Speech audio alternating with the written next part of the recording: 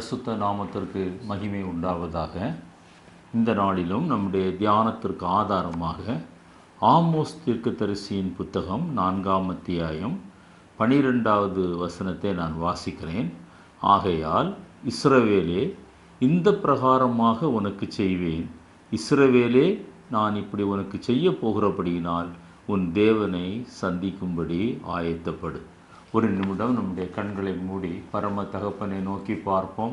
நல்ல ஆண்டவரே, நாங்கள் உம்மை நன்றி உள்ள இருதயத்தோடு கூட துதிக்கிறோம். இந்த வாசித்த இந்த வசனத்தின் மூலமாக கர்த்தர் எங்களோடு கூட இந்த நாளிலே நீர் இடைபடும்படியாக ஜெபிக்கிறோம். அடியானை மறைத்து தகப்பனே நீர் வெளிப்படும்படியாய் ஜெபிக்கிறோம். உம்முடைய நாமத்தை நீர் மகிமைப்படுத்தும்படியாய் ஜெபிக்கிறோம். உம்முடைய கிருபையை விளங்க பண்ணுங்க ஆண்டவரே, ஸ்தோத்தரிக்கிறோம். பேசுகிற எனக்கும் கேட்கிற ஒவ்வொருவருக்கும் ஆசீர்வாதமாய் மாற்றும். இயேசு கிறிஸ்துவின் வெளியேறப்பெற்ற நாமத்தில் ஜெபிக்கிறோம். ஜெபங்கேடும் ஜீவனுள்ள எங்கள் நல்ல பிதாவே, ஆமென். இந்த நம்ம வாசித்த இந்த வசனம், இஸ்ரவேலே, ஆகையால் இஸ்ரவேலே, இந்த பிரகாரமாய் உனக்கு செய்வேன். இஸ்ரவேலே, நான் இப்படி உனக்கு செய்ய போகிறபடியினால் உன் தேவனை சந்திக்கும்படி ஆயத்தப்படும். ஆமோஸ் தீர்க்கதரிசியின் நாட்களிலே இஸ்ரவேல் ஜனங்கள் தேவனை விட்டு தூரமாய் போனபோது தேவன் அவர்களை பல விதங்களிலே தண்டித்தார் என்று அதற்கு முந்தின வசனங்கள் நமக்கு சொல்லப்படுகிறது. ஆனாலும் இஸ்ரவேல் ஜனங்கள் மனம் திரும்பவில்லை. எனவே இந்த 11வது வசனத்தில், சோதோம் குமாரா பட்டணத்தை நான் கவிழ்த்து போட்டது போல உங்களுக்கு நான் அழிவை ஏற்படுத்துவேன் என்று சொல்லி இந்த 12வது வசனத்திலும் தொடர்ந்து, ஆகையால் இஸ்ரவேலே, நீ மனம் திரும்பாமல் போகிற பட்சத்தில் நான் உனக்கு இப்படி செய்வேன். எனவே நீ உன் தேவனை சந்திக்க ஆயத்தப்படு என்கிற இந்த பகுதியை நாம் வாசிக்கிறோம். இந்த உன் தேவனை சந்திக்க ஆயத்தப்படு இப்படிப்பட்ட ஒரு தலைப்பில் நாம் தியானிக்கும் போது நம்முடைய தனிப்பட்ட வாழ்க்கையிலும் ஆண்டவருடைய வருகை அல்லது நம்முடைய மரணம் எப்பொழுது சம்பவிக்கும் என்று தெரியாதபடியினாலே நீங்களும் நானும் அந்த புத்தி உள்ள கன்னிகைகளைப் போல எப்பொழுதும் நம்முடைய தீவெட்டிகள் எரிந்து கொண்ட ஒரு நிலைமையிலே நாம் ஆயத்தமாக இருக்க வேண்டும். மணவாளன் வருகிற வேளையை நாம் அறியோம். அவர் எந்த வேளையில் வந்தாலும் அவரோடு கூட இணைந்து கொள்வதற்கு நாம் ஆயத்தப்படுகிற ஒரு அனுபவத்தை தான் இந்த புதிய ஏற்பாட்டு காலத்திலே ஆவியானவர் நமக்கு சொல்கிறார். எசேக்கியேல் 38:7 வாசிக்கும்போது, ஆயத்தப்படுகிற ஒவ்வொரு தனி மனிதனும் ஒவ்வொரு தனி மனுஷியும் தான் ஆயத்தப்படுவதோடு கூட நின்று விடாமல் தன்னோடு கூட சேர்ந்த மற்றவர்களையும் ஆயத்தப்படுத்த வேண்டும் என்று ஆவியானவர் சொல்லுகிறார். நீ ஆயத்தப்படு, உன்னுடனே கூடின உன் எல்லா கூட்டத்தையும் ஆயத்தப்படு, நீ அவர்களுக்கு காவலாளனாயிரு. ரட்சிக்கப்பட்ட ஒவ்வொரு மனிதனுக்கும் ஆண்டவர் ஒரு உத்தரவாதத்தை தருகிறார். 2 முக்கியமான காரியங்கள். ஒன்று, நாம் ஆண்டவரை சந்திக்க ஆயத்தப்பட வேண்டும். அதே நேரத்தில் நம்மை சுற்றிலும் உள்ள ஜனங்கள், ஆயத்தப்படாத ஜனங்களை நீங்களும் நானும் ஆயத்தப்படுத்த வேண்டும். அதை குறித்து தான் நாம் இப்பொழுது இந்த செய்தியிலே நாம் தியானிக்க போகிறோம். மார்க்கு 1:15 ஆண்டவராய் இயேசு கிறிஸ்து சொல்லும்போது, காலம் நிறைவேறிற்று, தேவனுடைய ராஜ்யம் சமீபமாயிற்று. பாருங்க, நம்ம கடைசி காலத்தில் வாழ்ந்து கொண்டிருக்கிறோம். உலகத்தில் நாம் கேட்கிறதான யுத்தங்கள் அல்லது உலகத்தில் நாம் பார்க்கிறதான இயற்கை சீற்றங்கள், அழிவுகள், அந்த உலகத்தில் காணப்படக்கூடிய அரசியல் நிலைமை, இவைகளெல்லாம் வேதத்திலே சொல்லப்பட்ட தீர்க்க தரிசனங்கள் நிறைவேறி கொண்டிருக்கிறதற்கு அடையாளமாக இருக்கிறது. நிறைவேறாத தீர்க்க தரிசனம் ஒன்றே ஒன்று தான் இருக்கிறது. சகல ஜாதிகளுக்கும் சுவிசேஷம் இன்னும் பிரசங்கிக்கப்படவில்லை. எனவே அந்த ஒரு தீர்க்க தரிசனம் நிறைவேறும் போது ஆண்டவருடைய வருகையும் இருக்கும் என்று நாம் எதிர்பார்க்கிறோம். இந்த வசனத்தில் பாருங்க, எவ்வளவு அருமையான காரியங்கள் சொல்லப்பட்டிருக்கிறது. காலம் நிறைவேறிற்று, நீங்களும் நானும் கடைசி காலத்தில் இருக்கிறோம். தேவனுடைய ராஜ்யம் சமீபமாயிற்று, வாசற்படியிலே நின்று அவர் கதவை தட்டுகிற ஒரு காலத்திற்குள்ளாக நீங்களும் நானும் கடந்து வந்திருக்கிறோம். அவர் என்ன சொல்கிறார்? மனம் திரும்பி சுவிசேஷத்தை விசுவாசியுங்கள் என்றார். சுவிசேஷத்தை நம்ம விசுவாசிக்கணும், விசுவாசிக்காத மற்றவர்களுக்கும் நாம் எடுத்து சொல்லணும். எனவே முதலாவதாக அந்த ஆயத்தப்படுகிற அனுபவத்திலே, பரலோக ராஜ்யத்திற்கு ஆயத்தப்படுகிற அனுபவத்திலே நம்முடைய வாழ்க்கையிலே மனம் திரும்பாத பகுதிகள் ஏதாவது உண்டா என்று நாம் ஆராய்ந்து பார்க்க வேண்டும். எப்ராஹிமை பற்றி சொல்லும்போது வேதம் சொல்கிறது, அவன் திருப்பி போடாத அப்பம் என்று வேதத்திலே வாசிக்கிறோம். வேகாத பகுதிகள், இன்னும் கர்த்தரால் ஆளுகை செய்ய முடியாத பகுதிகள் நம்முடைய வாழ்க்கையில் இருக்குமேயானால் ரட்சிக்கப்பட்டிருக்கலாம், ஞானஸ்நானம் பெற்றிருக்கலாம், பரிசுத்தாவியின் அபிஷேகத்தை பெற்றிருக்கலாம், அல்லது ஒரு விசுவாசி அல்லது ஒரு நீதிமான் என்கிற நிலைமையிலே வாழ்ந்து கொண்டிருக்கலாம். ஆனாலும் அந்த பூரண வளர்ச்சி, கிறிஸ்துவுக்கேற்ற பூரண வளர்ச்சி நம்மிடத்தில் இல்லாத பட்சத்தில் அது நாம் மனம் திரும்ப வேண்டிய பகுதி என்று ஆண்டவர் சொல்கிறார். அதைத்தான் நீதிமொழிகள் 28:13 சொல்லும்போது அந்த மனம் திரும்பாத பகுதிகளை எப்படி குறிப்பிடுகிறார் என்றால் பாவம் என்று குறிப்பிடுகிறார். தன் பாவங்களை மறைக்கிறவன் வாழ்வடைய மாட்டான், அவைகளை அறிக்கை செய்து விட்டுவிடுகிறவனோ இரக்கம் பெறுவான். அறிக்கை செய்வதோடு கூட மாத்திரம் நின்று விடாமல் விட்டுவிட்ட ஒரு அனுபவம் நம்முடைய வாழ்க்கையிலே வர வேண்டும். நம்முடைய ஆண்டவருடைய சமூகத்தில் நாம் ஜெபிக்க வேண்டும். ஆண்டவரே, மனம் திரும்பாத, மீட்கப்படாத, ரட்சிக்கப்படாத அல்லது வேகாத, திருப்பி போடாத பகுதிகள் என்னுடைய வாழ்க்கையில் என்ன உண்டு என்று நாம் ஆண்டவருடைய சமூகத்தில் ஜெபிக்கும்போது ஆண்டவர் அதை நமக்கு வெளிப்படுத்துகிறார். அவைகளை நாம் விட்டுவிட தீர்மானம் எடுக்க வேண்டும். ஆண்டவருடைய ஒத்தாசையை நாட வேண்டும், விட்டுவிட வேண்டும். அப்பொழுது நாம் இரக்கம் பெறுகிறவர்களாய் காணப்படும்.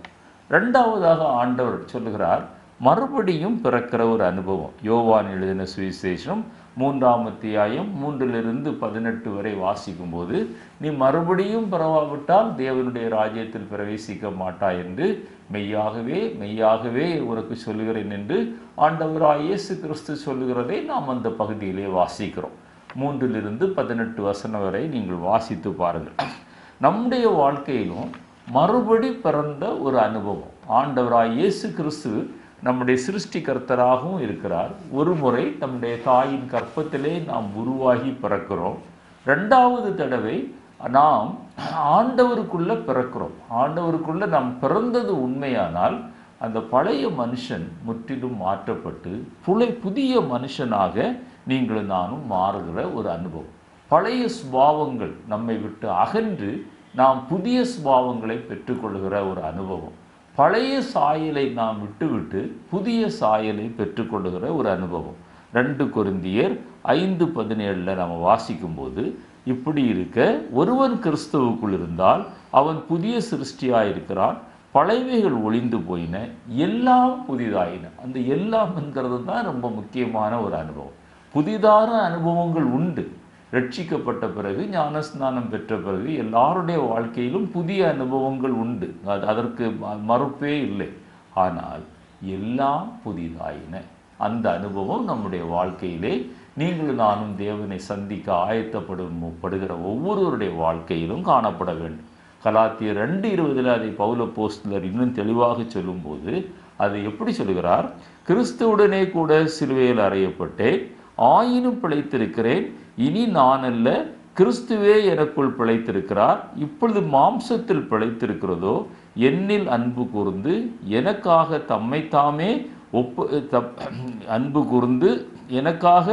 தம்மைத்தாமே ஒப்பு கொடுத்த தேவனுடைய குமாரனை பற்றும் விசுவாசத்தினாலே பிழைத்திருக்கிறார். உலகம் நமக்கு சிலுவையிலே அறையப்பட வேண்டும், நாம் உலகத்திற்கு சிலுவையிலே அறையப்பட வேண்டும். இந்த 2 அறைதலும் நம்முடைய வாழ்க்கையிலே காணப்பட வேண்டும். உலகத்தின் ஆசாபாசங்கள், இச்சைகள், பாரம்பரியங்கள், சடங்காச்சாரங்கள், வழிபாடுகள், அலங்காரங்கள் இதெல்லாம் உலகத்திற்கு ஒத்த வேஷம். உலகத்திற்கு ஒத்த வேஷம் தரிக்காதிருக்க வேண்டும். ஆவியினாலும் சரீரத்தினாலும் நாம் ஆண்டவரை மகிமைப்படுத்த வேண்டும். நம்மை காண்கிறவர்கள் தேவனுடைய பிள்ளைகள் என்று அடையாளம் கண்டு கொள்ள வேண்டும். இன்றைக்கு அடையாளம் காண முடியாத நிலைமையிலே போதகர்களுடைய மனைவிமார்களும் காணப்படுகிறார்கள். அப்படிப்பட்ட ஒரு பரிதாபமான நிலைமையிலே ஆவிக்குரிய உலகம் வந்து கொண்டிருக்கிறது. என்னை கேட்டுக்கொண்டிருக்கிற அருமையான தேவனுடைய பிள்ளையே, ஆவியில் அப்படிப்பட்ட ஆவியினாலும் சரீரத்தினாலும் தேவனை மகிமைப்படுத்துகிற ஒரு அனுபவம் தான் ஆண்டவரை சந்திப்பதற்கு ஆயத்தப்படுகிற அனுபவம். மூன்றாவதாக சத்தியத்தை நாம் கை கொள்கிறோமா? ரட்சிக்கப்பட்டவர்கள், ஞானஸ்நானம் பெற்றவர்கள், ஒரு சபையில் அங்கத்தினராக இருக்கிறவர்கள் சத்தியத்தை நாம் கேட்கிறோம், சத்தியத்தை நாம் பிரசங்கிக்கிறோம். ஆனால் சத்தியத்தை கை கொள்ளாமல் கேட்கிற ஒரு மனிதனோ, சத்தியத்தை கை கொள்ளாமல் அதை மற்றவர்களுக்கு பிரசங்கிக்கிற ஒரு மனிதனோ அவர்கள் ஆகாயத்திலே சிலம்பம் பண்ணுகிறவர்களாக இருப்பார்கள். ஏசாயா தீர்க்கதரிசியின் புத்தகம் 26ஆம் அத்தியாயம் 2வது வசனத்தில் யார் பரலோக ராஜ்யத்தில் பிரவேசிப்பார்கள் என்று சொல்லும்போது சத்தியத்தை கேட்டவர்கள் அல்ல, சத்தியத்தை பிரசங்கித்தவர்களும் அல்ல. அதற்கு பிறகு இன்னொரு ஸ்டெப் ஆண்டவர் சொல்கிறார். என்ன ஸ்டெப்னா, சத்தியத்தை கை கொண்டு வருகிற it is a continuous process. தொடர்ந்து கேட்ட சத்தியத்தை, பிரசங்கித்த சத்தியத்தை கை கொண்டு வருகிற நீதி உள்ள ஜாதி உள்ளே பிரவேசிப்பதற்கு வாசல்களை திறவுங்கள். எத்தனையோ ஜீவனுள்ள சாட்சிகளை நாம் கேட்கிறோம். பரலோக வாசலிலே பக்கத்திலே போய் நின்ற பிறகு ஜீவ புஸ்தகத்திலே தங்களுடைய பேர் இருக்கும் என்று எதிர்பார்ப்போடு போனவர்கள் பேர் இல்லாத நிலைமையிலே அவர்கள் பரிதபிக்கப்பட்டவர்களாய் திரும்பி வருகிற சாட்சியை நாம் கேட்கிறோம். அப்படிப்பட்ட அனுபவங்கள் அநேகருடைய வாழ்க்கையிலே இருக்கிறது. எனவே பிரசங்கிக்கிற நீங்கள் அல்லது பிரசங்கிக்கிற நான், கேட்கிற நான் அல்லது கேட்கிற நீங்கள் அதோடு நின்று விடாமல் வசனங்கள் மனப்பாடமாய் தெரியலாம், அல்லது வசனத்தில் அந்த குவிஸ் ப்ரோக்ராமில் மெகா குவிஸில் நம்ம முதல் மதிப்பெண்கள் அல்லது நல்ல மதிப்பெண்களை பெறலாம், பரிசுகளை பெறலாம்.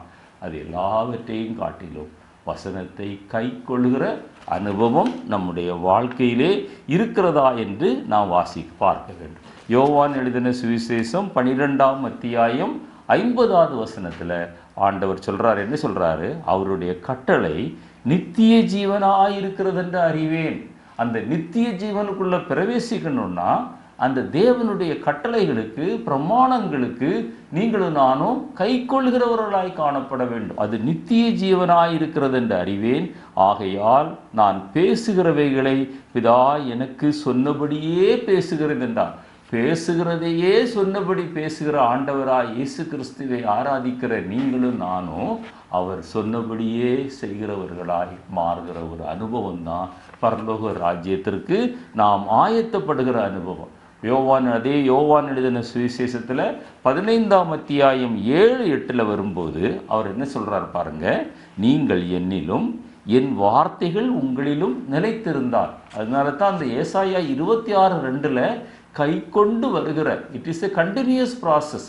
அந்த வார்த்தை நம்மிடத்தில் நிலைத்திருந்தால் நீங்கள் கேட்டுக்கொள்வது எதுவோ அது உங்களுக்கு செய்யப்படும். நீங்கள் மிகுந்த கனிகளை கொடுப்பதனால் என் பிதா மகிமைப்படுவார், எனக்கு சீசராயிருப்பீர்கள். அவருக்கு சீசராகிற அனுபவம், ஆண்டவருக்காக கனி கொடுக்கிற ஒரு அனுபவம், பிதாவை மகிமைப்படுத்துகிற ஒரு அனுபவம். எப்பொழுது? அவருடைய வார்த்தைகள் நம்மிலே நிலைத்திருக்கிற ஒரு அனுபவம். அதாவது அவர் வார்த்தைகளை கை கொண்டு வருகிற அனுபவம் நம்முடைய வாழ்க்கையில் இருப்பது நாம் பரலோக ராஜ்யத்திற்கு ஆயத்தப்படுகிறோம் என்பதற்கு அது அடையாளமாக இருக்கிறது. இல்லை என்றால் நாம் அந்த ஆயத்தத்தில் பின்தங்கி இருக்கிறோம் என்று அறிந்து கொள்ள வேண்டும். 4வதாக ஆவியில் எளிமை உள்ளவர்களாக இருக்கிற ஒரு அனுபவம். அந்த ஆவியில் எளிமை உள்ளவர்கள் நம்முடைய வஸ்திரத்தின் மூலமாக அல்லது நம்முடைய அலங்காரங்கள் மூலமாக அல்லது நம்முடைய தோற்றத்தின் மூலமாக ஊழியம் செய்யலாம் என்று நினைக்கிறவர்கள் இன்றைக்கு பலுகி பெருகி கொண்டு வருகிறார். அது ஆண்டவரை மட்டுப்படுத்துகிற ஒரு அனுபவம். ஆண்டவருடைய வல்லமையையும் அவருடைய கிரியைகளையும் அதைவிட மேலாக தங்களுடைய தோற்றத்தை, தங்களுடைய வஸ்திரங்களை, தங்களுடைய அலங்காரங்களை பெரிதுபடுத்துகிறவர்கள் அதை ஆண்டவரை மட்டுப்படுத்துகிறார். வசனத்தை நான் வாசிக்கிறேன்.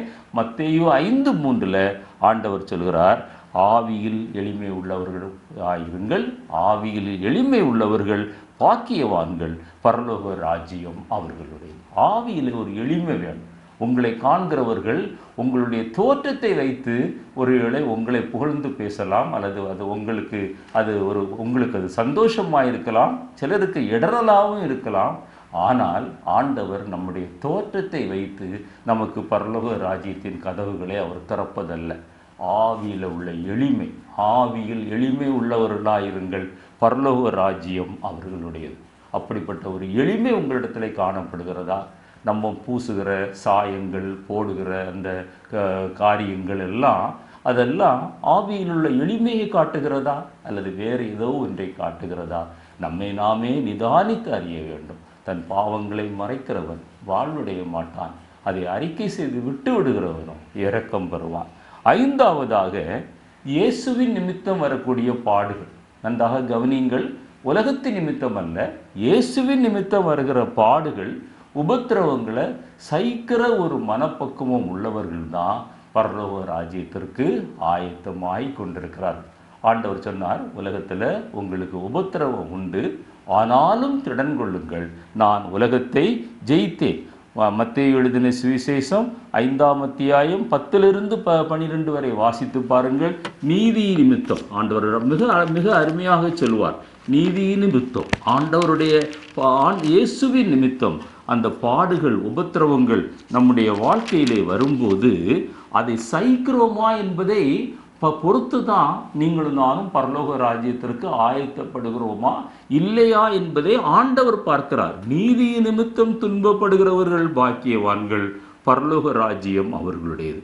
என் நிமித்தம் உங்களை நிந்தித்து துன்பப்படுத்தி பலவிதமான தீமையான மொழிகளையும் உங்கள் பேரில் பொய்யாய் சொல்வார்களானால் பாக்கியவான்களாயிருங்கள், சந்தோஷப்பட்டு களி கூறுங்கள், பரலோகத்தில் உங்கள் பலன் மிகுதியாயிருக்கும். ஆண்டவருக்காக பாடு சகிக்கிற அனுபவம், ஒரு உபத்திரவம், ஒரு நிந்த, ஒரு அவமானம் வந்த உடனே பின்னிட்டு பார்க்கிற அனுபவம் அல்ல, அது சகிக்கிற ஒரு அனுபவம். உங்கள் பலன் பரலோகத்தில் மிகுதியாயிருக்கும். உங்களுக்கு முன்னிருந்த தீர்க்கதரிசிகளையும் அப்படியே துன்பப்படுத்தினார்களே. அதற்கு பிறகுதான் சொல்றார், நீங்கள் பூமிக்கு உப்பாக இருக்கிறீர்கள், நீங்கள் பூமிக்கு வெளிச்சமாக இருக்கிறீர்கள். ஆண்டவருக்காக பாடு சகிக்கிற ஒரு மனிதன் தான். அதே மத்தேயு சுவிசேஷத்தில் 7ஆம் அத்தியாயத்தில் வாங்க, அதிலே ஒரு காரியத்தை அவர் சொல்லுகிறார். 13-14 வசனங்களை வாசிக்கிறேன். இடுக்கமான வாசல் வழியாய் உட்பிரவேசிங்கள், கேட்டுக்கு போகிற வாசல் விரிவும் வழி விசாலவுமாயிருக்கிறது, அதன் வழியாய் பிரவேசிக்கிறவர்கள் அநேகர். ஜீவனுக்கு போகிற வாசல் இடுக்கமும் வழி நெருக்கமுமாயிருக்கிறது, அதை கண்டுபிடிக்கிறவர்கள் சிலர். இன்றைக்கு நூதன உபதேசங்கள் பெருகி கொண்டிருக்கிறது. ஆண்டவர் இரக்கம் உள்ளவர், அவர் கிருபை உள்ளவர், அவர் மன்னிப்பதில் தயவு பெருத்தவர், நீ தொடர்ந்து பாவத்தை செய்து கொண்டே இருக்கலாம் என்று ஒரு நூதன உபதேசம். உலகம் என்றால், ஆண்டவருடைய பிள்ளைகள் என்றால் அவர்கள் ஆடம்பரமாய் ஜீவிக்க வேண்டும், நல்ல உயர்ந்த கவர்ச்சியான வஸ்திரங்களை அணிய வேண்டும், கவர்ச்சியான தோற்றம் இருக்க வேண்டும். இதெல்லாம் ஒரு நூதன உபதேசம். இன்றைக்கு அநேகர் இதை தங்களுடைய இருதயத்தில் நாட்டி வைத்திருக்கிறார்கள். தேவனை அறியாத மனுஷன் விக்கிரகத்தை வெளியில நாட்டி வைத்து அவன் அதை ஆராதித்து கொண்டிருக்கிறான். ஆனால் ஆவிக்குரியவர்கள் என்று சொல்றவங்க இருதயத்தில் விக்கிரகங்களை நாட்டி வைத்து அதற்கு அடிமையாகி கொண்டிருக்கிறார்கள். ஆமோஸ் தீர்க்கதரிசி 4:12 நினைத்து கொள்ளுங்கள். ஆண்டவர் நம்மை சந்திக்க வருகிறார். ஆண்டவர் நம்மை சந்திக்க வருகிறார். அந்த இடுக்கமான வாசலாக இருக்கலாம், நீங்கள் போகிற வாசல் பிரவேசிப்பதற்கு கடினமாக இருக்கலாம், கரடு முரடாக இருக்கலாம். ஆனால் ஆண்டவர் நியமித்த ஓட்டத்தில் பொறுமையோடு கூட ஓடுங்க. பைபாஸில் போகலாம், வேகமாய் போகலாம். வேகமாய் போய் விழுந்து விடுவதை விட சாதாரண பாதையில் மெல்ல நடந்து அந்த டெஸ்டினேஷனுக்கு போய் சேருவது தான் ஆண்டவர் நம்மிடத்தில் எதிர்பார்க்கிற ஒரு அனுபவம். அப்போஸ்தலர் நடபடிகள் 5ஆம் அத்தியாயம் 41-42 வாசிக்கிறேன். அவருடைய நாமத்துக்காக தாங்கள் அவமானமடைவதற்கு பாத்திரராய் எண்ணப்பட்டபடியினால் சந்தோஷமாய் ஆலோசனை சங்கத்தை விட்டு புறப்பட்டு போய் கர்த்தருக்காக அவமானப்படுத்தப்பட்டார்கள், அடிக்கப்பட்டார்கள், நொறுக்கப்பட்டார்கள், நிந்திக்கப்பட்டார்கள், தூஷிக்கப்பட்டார்கள். அப்போஸ்தலருடைய நாட்களிலே நடந்தது, இயேசுவினுடைய வாழ்க்கையிலே நடந்தது. அந்த அப்போஸ்தலர்கள் என்ன சொல்கிறார்கள்? தினந்தோறும் தேவாலயத்திலும் வீடுகளிலும் இடைவிடாமல் உபதேசம் பண்ணி இயேசுவே கிறிஸ்து என்று பிரசங்கித்தார்கள். சோர்ந்து போக வேண்டாம், பின்வாங்கி போக வேண்டாம். இது ஆயத்தப்படுகிற அனுபவம் அல்ல.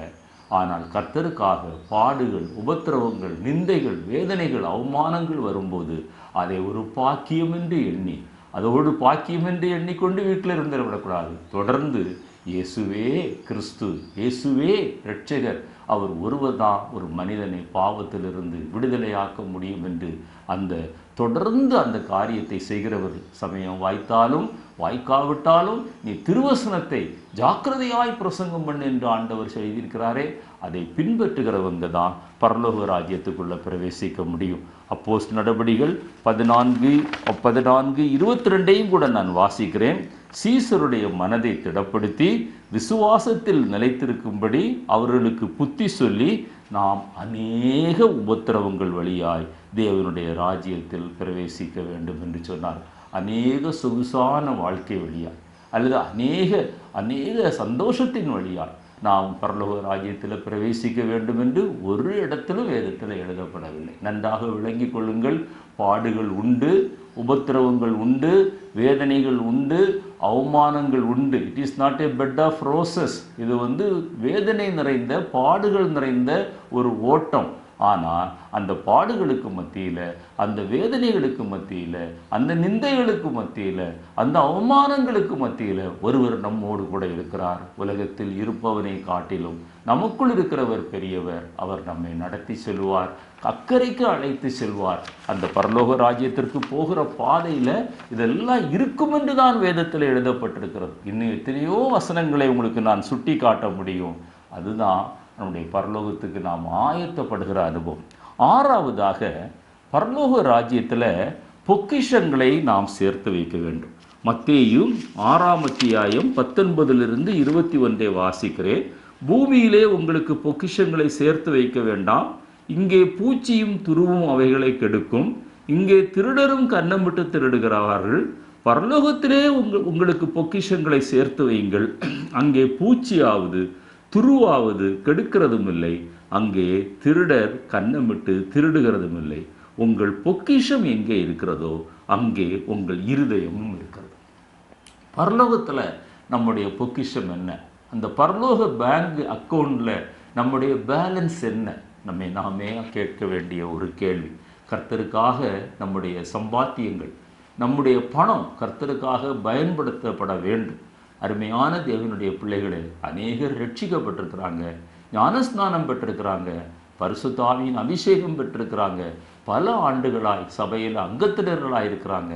ஆனால் அவங்களுடைய மணி பர்ஸ் இன்னும் ரட்சிக்கப்படலை, அவங்களுடைய பணம் இன்னும் ரட்சிக்கப்படலை. கர்த்தருடைய ஊழியத்திற்கு தாம் காணிக்கைகளை, தசம பாகங்களை ஒழுங்காக செலுத்துகிறோமா? ஆண்டவர் சொன்னார், பரலோகத்தில் நம்ம பொக்கிஷத்தை சேர்த்து வைத்தா இங்கே பொக்கிஷம் பெருகும்னு சொன்னார். இங்கே நமக்கு பொக்கிஷம் வேண்டாம்னு ஆண்டவர் சொல்லலை, அந்த அர்த்தத்தில் சொல்லலை. தசம பாகங்களையும் காணிக்கைகளையும் என்னுடைய பண்டக சாலையில் கொண்டு வாருங்கள், அப்பொழுது நான் வானத்து பலகணிகளை திறந்து இடங்கொள்ளாமல் போகும் மட்டும் உங்களை ஆசீர்வதிப்பேனா இல்லையா என்று என்னை சோதித்து பாருங்கள் என்று மல்கியா 3:10 ஆண்டவர் சொல்கிறார். இங்கு பொக்கிஷம் நமக்கு தேவை, நம்ம வாழ்வதற்கு தேவை, நம்முடைய பிள்ளைகளுக்கு கொடுப்பதற்கு தேவை, நம்முடைய செலவுக்கெல்லாம் பணம் தேவை. ஆனால் அதே பணம் பரலோகத்திலையும் நமக்காக இன்வெஸ்ட் பண்ணப்பட வேண்டும். அதை பல மடங்கு அங்கே பெருக்க வேண்டும். அப்பொழுது தான் தேவனுடைய ஊழியத்தை இங்கே நிறைவேற்ற முடியும். ஆண்டவர் நம்ம புறப்பட்டு போக முடியலன்னா, புறப்பட்டு போகிற ஒரு மனிதனுக்கு உதவி செய்கிற ஒரு அனுபவம். நம்மால் வெளியில் சென்று ஊழியம் செய்ய முடியலைன்னா ஊழியம் செய்கிறவர்களுக்கு கொடுக்கிற ஒரு அனுபவம்.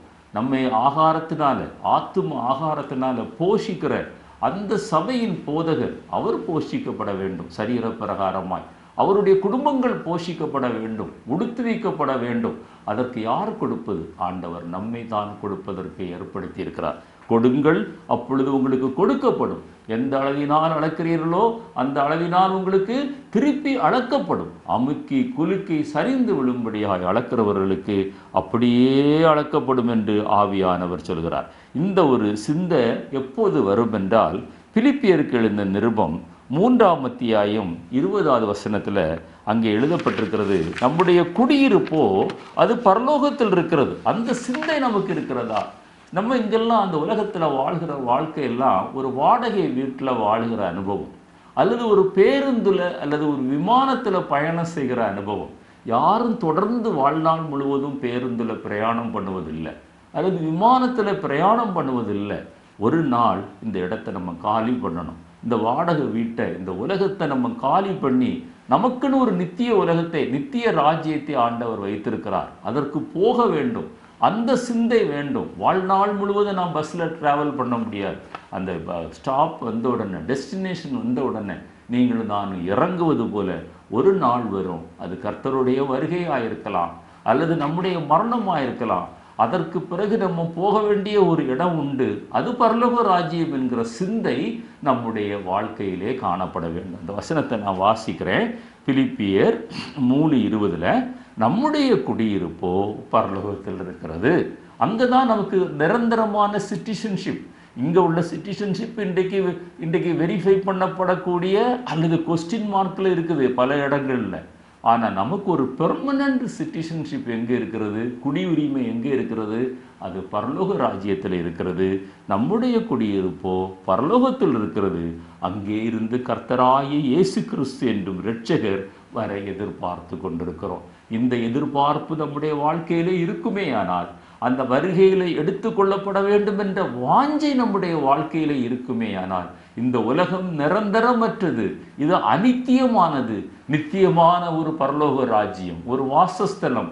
என் பிதாவின் வீட்டில் அநேக வாசஸ்தலங்கள் உண்டு, அவைகளில் நான் ஒன்றை ஆயத்தப்படுத்தி நான் வந்து உங்களை அழைத்து செல்வேன் என்று யோவான் 14 சொல்லப்பட்டது போல, அதை விசுவாசிக்கிற தனி மனிதனாய் தனி மனுஷியாய் நீங்கள் இருப்பீர்களேயானால் உங்களுடைய சிந்த பரலோகத்தில் இருக்கும். அந்த பரலோக ராஜ்யத்தை கெட்டு வைப்பதற்கு, அந்த பரலோக ராஜ்யத்தின் எல்கைகளை விஸ்தாரப்படுத்துவதற்கு, இந்த பூமியிலே அவருடைய ஊழியம் நடப்பதற்கு நீங்களும் நானும் மனமும் வந்து கொடுக்கிறவர்களாக இருப்போம். எனவே கர்த்தருக்கென்று கொடுக்கிற ஒரு அனுபவம் நம்முடைய வாழ்க்கையிலே அது காணப்பட வேண்டும். யோவான் 14 நம்ம வாசிக்கிறோம், என் பிதாவின் வீட்டில் அநேக வாசஸ்தலங்கள். இந்த பரலோக ராஜ்யம் புசிப்பும் குடிப்பும் அல்ல, என்கிற ஒரு தரிசனமும் நம்முடைய வாழ்க்கையில் வேணும். இந்த உலகத்தில் நம்ம மனம் போல நோவாவின் நாட்களில் நடந்தது போல, லோத்து செய்தது போல புசிப்பும் குடிப்புமான ஒரு வாழ்க்கை அல்ல, ஒரு ஆவிக்குரிய ஜீவியம். அது கர்த்தருடைய வருகையை எதிர்பார்த்து கொண்டிருக்கிற ஜீவியம். உலகத்துக்கு ஒத்த வேஷம் தரிக்கிறதல்ல, அது செத்த மீனுடைய அனுபவம். செத்த மீன் நீரோட்டத்தில் அது அடித்து செல்லப்படும், ஆனால் ஜீவனுள்ள மீன் அந்த நீரோட்டத்தை எதிர்த்து நிற்கும். அப்படிப்பட்ட மீனாய் நீ இருக்கிறியா என்று உன்னை நீ ஆராய்ந்து பார்ப்பே, ஆனால் அந்த பரலோக ராஜ்யத்திற்கு ஆயத்தப்படுகிற கிருபையை ஆண்டவர் தருவார். 7வதாக, யார் பரலோக ராஜ்யத்திற்கு போவார்கள்? தேவ சித்தம் செய்கிறவர்கள் தான் பரலோக ராஜ்யத்தில் போக முடியும். மத்தேயு 7:21 உங்களுக்காக வாசிக்கிறேன். பரலோகத்தில் இருக்கிற என் பிதாவின் சித்தத்தின்படி செய்கிறவனே பரலோக ராஜ்யத்தில் பிரவேசிப்பானே அல்லாமல் என்னை நோக்கி கர்த்தாவே கர்த்தாவே என்று சொல்கிறவன் அதில் பிரவேசிப்பதில்லை. அது இந்த பவுலுடைய வாழ்க்கை. அதுக்கு ஒரு கிளாசிக் எக்ஸாம்பிள். ஆண்டவரே, நான் என்ன செய்ய நீர் சித்தமாயிருக்கு. டோட்டல் சரண்டர், சரணாகதி அடைகிற அனுபவம். எதை செய்தாலும் தேவனுடைய நாமம் மகிமைப்பட வேண்டும், அவருடைய சத்தம் கேட்டு அவருடைய சித்தம் செய்ய வேண்டும் என்கிற அனுபவம். அப்படிப்பட்டவர்கள் மத்தேயு 6:33 வாழ்வார்கள். ஒருவன் தேவனையும் தேவனுடைய ராஜ்யத்தையும் முதலாவது தேடுவாங்க, அப்பொழுது இந்த உலகத்தில் எல்லாம் அவங்களுக்கு கூட கொடுக்கப்படும். உலகத்தில் ஆஸ்தி வேண்டாம் என்று ஆண்டவர் சொல்லலை. உலகத்தில் நீங்களும் நானும் சேர்த்து வைக்க வேண்டாம் என்று ஆண்டவர் அந்த லிட்ரரி மீனிங்கில் சொல்லலை. நம்முடைய ப்ரிஃபரன்ஸ், நம்முடைய ப்ரையாரிட்டி எங்கே இருக்கிறது என்று ஆண்டவர் பார்க்கிறார். கர்த்தருக்காக நீங்கள் நானும் கொடுப்பது மாத்திரமல்ல, கர்த்தருடைய சித்தம் செய்ய வேண்டும். உலகத்தில் நம்ம அதை சாதிக்க வேண்டும், இதை சாதிக்க வேண்டும் என்று நாம் நினைக்கிறோம். ஆனால் ஆண்டவர் சொல்கிறார் பாருங்க, முதலாவது தேவனுடைய ராஜ்யத்தையும் அவருடைய நீதியையும் தேடுங்கள், அப்பொழுது இவைகளெல்லாம் உங்களுக்கு கூட கொடுக்கப்படும். இந்த தீபாவளி நேரங்களில், கிறிஸ்மஸ் நேரங்களில், பொங்கல் நேரங்களில் ஒரு சேலை வாங்கினா இன்னொரு சேலை இலவசம் என்று சொல்வார்கள், அல்லது ஒரு பொருள் வாங்கினா இன்னொரு பொருள் இலவசம் என்று சொல்வார்கள். அதுபோல் இந்த உலகத்தின் ஆசீர்வாதங்கள் எல்லாம் ஆண்டவர் நமக்கு இலவசமாய் தருகிற ஒரு அனுபவம். அதற்கு நாம் என்ன செய்ய வேண்டும்? கர்த்தருடைய ராஜ்யத்தை நீங்களும் நானும் தேட வேண்டும். 1 கொரிந்தியர் 6:19-20 அதுக்கு ஆண்டவர் சொல்கிறாரு, ஆவிக்குரிய ஆவியினாலும் சரீரத்தினாலும் தேவனை மகிமைப்படுத்துங்கள். மகிமைப்படுத்தணும். உங்களை பார்த்தா ஒரு தேவனுடைய பிள்ளைன்னு தெரியணும். உலகத்தாம் பண்ணுற அத்தனை அலங்காரமும் நாம் பண்ணுவேன்னு சொன்னால் அது ஆவியினாலும் சரீரத்தினாலும் மகிமைப்படுத்துகிற அனுபவம் அல்ல.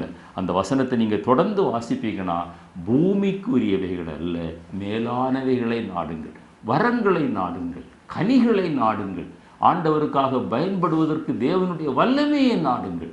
அப்படிப்பட்ட ஒரு நாட்டம் உள்ளவர்கள் தான், அந்த தேவ சித்தம் செய்கிறவங்க தான் பரலோக ராஜ்யத்திற்கு நேராக போக முடியும். எட்டாவதாக அன்பு கூறுகிறவர்கள். மத்தேயு எழுதின சுவிசேஷம் 23ஆம் அத்தியாயம் 37, 39 அதே 27லையும் நீங்கள் பார்க்க முடியும். அங்கே எழுதப்பட்டிருக்கிறது அன்பு கூறுகிற அனுபவம். தேவனாய கர்த்தரிடத்துல முழு இருதயத்தோடும், முழு ஆத்துமாவோடும், முழு சிந்தையோடும், முழு பலத்தோடும் அன்பு கூறுகிற ஒரு அனுபவம். எப்பொழுதும் ஆண்டவருக்காக ஏதாவது ஒன்றை செய்ய வேண்டும், என் ஆண்டவருக்காக நான் ஏதாவது ஒன்றை சாதிக்க வேண்டும், அந்த ஒரு தாகம், அந்த அன்பு நம்முடைய உள்ளத்தில் பிரவாகித்து ஓட வேண்டும். ஏனென்றால் அவர் நம்மள அன்பு கூறுகிற தேவன். ரோமர் 8:28 வாசிக்கிறோம், அன்றியும் அவருடைய தீர்மானத்தின்படி அழைக்கப்பட்டவர்களாய் அவரிடத்தில் அன்பு கூறுகிறவர்களுக்கு சகலமும் நன்மைக்கு எதுவாக நடக்கும். அந்த அன்பு கூர்ந்து பாருங்க, ஆண்டவர் உங்களை அன்பு கூற வைப்பார். உங்களிடத்தில் அவர் அன்பு கூறுவார். லூக்கா 12:32 ஒரு அருமையான வசனம் இருக்கிறது பாருங்க. லூக்கா 12:32 பயப்படாதே சிறுமந்தையே, உங்களுக்கு ராஜ்யத்தை கொடுக்க உங்கள் பிதா பிரியமாக இருக்கிறார். நம்ம ஆண்டவரிடத்தில் பிரியமாக இருந்தால் அவர் நமக்கு ஒரு ராஜ்யத்தை தருவதற்கு அவர் பிரியமாக இருக்கிறார். தேவனுடைய ராஜ்யத்திற்கு நம்மை அழைத்து செல்ல அவர் பிரியமாக இருக்கிறார். அது ஆமோஸ் தீர்க்கதரிசி 6:1 சீயோனில் நிர்விசாரமாய் இருக்கிறவர்களும், சமாரியாவின் பர்வதத்தை நம்பிக்கொண்டிருக்கிறவர்களும், ஜாதிகளின் தன்மை எனப்பட்டு இஸ்ரவேல் வம்சத்தாரும் தேடி வருகிறவர்களும் ஆகிய உங்களுக்கு ஐயோ. ஆனால் இன்றைக்கு பெரும்பாலான கூட்டம் அந்த பரலோக ராஜ்யத்தை நம்பல, பரலோக ராஜ்யத்தை எதிர்கொண்டு ஜீவிக்கல, கிறிஸ்துவாகிய இரட்சகர் வரப்போகிறார் என்கிற அந்த ஆசை இல்லை, அந்த வாஞ்சை இல்லை, அவருக்காக நம்ம பொக்கிஷங்களை சேர்த்து வைக்க வேண்டும் என்று இல்லை, அவருக்காக நாம் ஆண்டவருக்காக பாடுபட வேண்டும் என்று அந்த இல்லை, நிர்விசாரமாய் வாழ்கிற ஒரு அனுபவம். ஆனால் ஆண்டவர் என்ன சொல்கிறார் தெரியுமா? அவர்களுக்கு ஐயோ என்று சொல்கிறார். அவர்களுக்கு பரலோக ராஜ்யம் கிடைக்காது என்று சொல்லுகிறார். ஓசியா 4:6 அதை ஆண்டவர் சொல்லும்போது வேதனையோடு சொல்கிறாரு, என் ஜனங்கள் அறிவில்லாமையினால் சங்காரமாகிறார்கள். நீ அறிவை வெறுத்தால், சொல்கிறத கேட்குறதுக்கு மனசு இல்லை, இவங்க இப்படித்தான் பேசி கொண்டிருப்பாங்கன்னு சொல்கிறாங்க. ஆகையால் நீ என் ஆசாரியனாய் இராதபடி நானும் உன்னை வெறுத்து விடுவேன். நீ உன் தேவனுடைய வேதத்தை மறந்தாய், ஆகையால் நானும் உன் பிள்ளைகளை மறந்து விடுவேன் என்று சொல்லுகிறார். ஆண்டவர் சொல்லுகிறதான காரியம் நமக்கு எச்சரிப்பின் சத்தமாக இருக்கிறது. என்னை கேட்டுக்கொண்டிருக்கிற அருமையான தேவனுடைய பிள்ளையே, தேவனுடைய சித்தம் செய்கிறது மாத்திரமல்ல, அவருக்காக பொக்கிஷங்களை சேர்த்து வைக்கிறது மாத்திரமல்ல, அவரிடத்தில் முழு இருதயத்தோடும், முழு ஆத்மாவோடும், முழு மனதோடும், முழு பலத்தோடும் அன்பு கூறுகிற ஒரு அனுபவம். இந்த அனுபவங்கள் இல்லாதவங்களெல்லாம் அந்த ஆமோஸ் 6:1 வாசித்தது மாதிரி, ஓசியா 4:6 வாசித்தது மாதிரி அறிவில்லாமல் நிர்விசாரமாய் சுகஜீவிகளாய் அவர்களுக்கு பரலோக ராஜ்யம் கிடைக்காது. அதற்கு பதிலாக தண்டனை கிடைக்கும். அதைத்தான் ஆமோஸ் 4:12 வாசித்தோம். சோதோம் குமாரா பட்டணத்தை கவிழ்த்து போட்டது போல நான் உன்னை கவிழ்த்து போடுவேன், நீ உன் தேவனாகிய கர்த்தரை சந்திப்பதற்கு நீ ஆயத்தப்படு. எனவே நாம் ஒவ்வொருவரும் நம்முடைய வாழ்க்கையில் தலையாய நோக்கம் என்னவென்றால், பிரதான நோக்கம் என்னவென்றால், நம்முடைய வாஞ்சை என்னவென்றால், ஆண்டவருடைய வருகையில் நம்ம எடுத்துக்கொள்ளப்படணும். ஆண்டவருடைய பரலோக ராஜ்யத்திற்கு நீங்களும் நானும் பங்குள்ளவர்களாகணும். அதற்காக இந்த உலகத்தில் ஜீவிக்கிற நாட்களில் மனம் திரும்ப வேண்டிய பகுதிகள், நாம் மனம் திரும்பணும், நம்முடைய குறைகளை ஒத்துக்கொள்ளணும், சத்தியத்தின்படி நடக்கணும், ஆவியில் எளிமை உள்ளவர்களாக இருக்கணும், ஆண்டவருக்காக பாடுகளை சகிக்கணும், பரலோகத்தில் பொக்கிஷங்களை சேர்த்து வைக்கணும், தேவ சித்தம் செய்யணும், அன்பு கூறணும், தேவனுடைய பிள்ளைகளிடத்தில் அன்பு கூறணும், தேவனுடைய ஊழியக்காரர்களிடத்தில் அன்பு கூறணும், தேவனிடத்தில் எல்லாவற்றுக்கும் மேலாக அன்பு கூறணும். அப்படிப்பட்டவர்கள் பரலோக ராஜ்யத்தை சுதந்திரித்துக் கொள்வார்கள். பயப்படாதே சிறுமந்தையே, உன்னுடைய பரமபிதா உனக்கு ஒரு ராஜ்யத்தை தருவதற்கு அவர் பிரியமாக இருக்கிறார். தேவன் தாமே இந்த வார்த்தைகளை ஆசீர்வதிப்பாராக. இந்த செய்தி உங்களுக்கு ஆசீர்வாதமாக இருந்தால் மற்றவர்களுக்கு அறிமுகப்படுத்துங்கள்.